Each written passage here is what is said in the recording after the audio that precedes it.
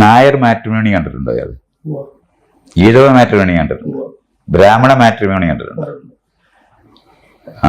Vegetarian ആയ ആൾക്കാർക്ക് മാത്രമേ വീട് വാടകയ്ക്ക് കൊടുക്കത്തുള്ളൂ എന്ന് പറയുന്നത് കണ്ടിട്ടുണ്ടോ?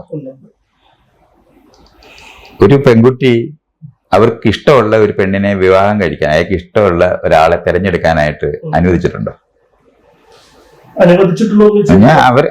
എനിക്ക് ഈ പയ്യനെയാണ് ഇഷ്ടം എന്ന് പറയുന്നത് ചെയ്ത് കണ്ടിട്ടുണ്ടോ?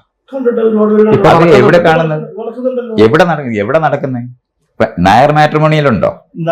അപ്പൊ പിന്നെ അല്ലല്ല, ഞാൻ ചോദിച്ചത് നിങ്ങൾ ചോദിച്ചതിന് ഉത്തരം പറയാൻ, നിങ്ങൾ ഉത്തരം പറയാനായിട്ടല്ല ഞാൻ ചോദിക്കുന്നത്.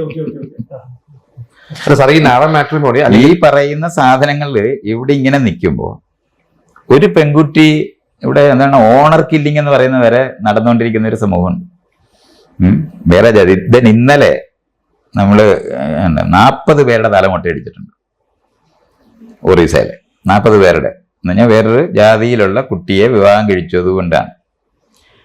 ഇത് നടക്കുന്ന ഒരു സമൂഹത്തിനകത്ത് നമ്മൾ ഈ പറയുന്ന സാധനം എല്ലാ സ്ഥലത്തും ഈ പോയി എന്ന് പറയുന്ന സാധനം എവിടെയാണ് പോയെന്നുള്ള ചോദ്യം വരും.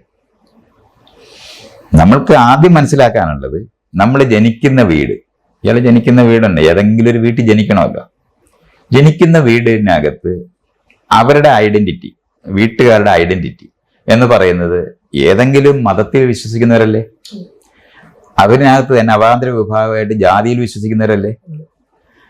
അതുപോലെ തന്നെ പണക്കാരെന്നും പണമില്ലാത്തവരെന്നുള്ള തരത്തിലുള്ള ഐഡന്റിറ്റി ഉള്ളവരല്ലേ? തെക്കരും വടക്കരും എന്ന് പറഞ്ഞ ഐഡന്റിറ്റി ഉള്ളവരല്ലേ? ഈ വീട്ടിലല്ലയോ നമ്മൾ ജനിക്കുകയുള്ളൂ.